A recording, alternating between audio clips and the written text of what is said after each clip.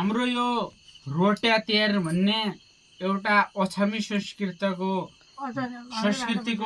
मुख्य पर्वको रूपमा पर्दछ।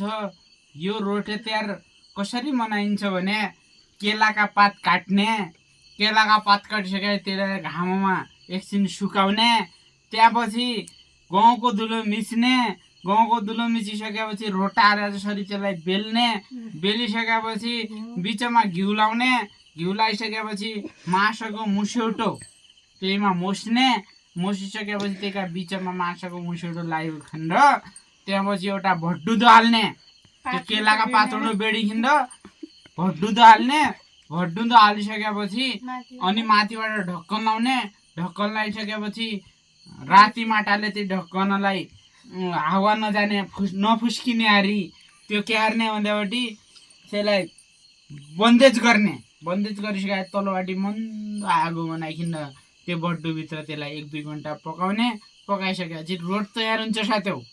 त्यो रोट तपाईँले खानुभएको छ कि छैन?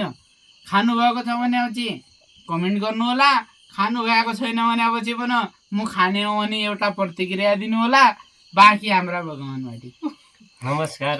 हाम्रो परम्परा अनुसार हामीले एकदमै उहाँले बनाउनु भएको मिठो एकदम तरिकाको हामीले चाखेर एकदम हेरिसकेका छौँ र एकदम मिठो बनेको छ र खाइएल्यौँ हामीले। हेर अब तँले खाया कि खाएन, यही महिना बनाइखिन्ड खाने हो भनेर न, तँले खाया कि खाएन अब त्यो कमेन्टमा लेखेले।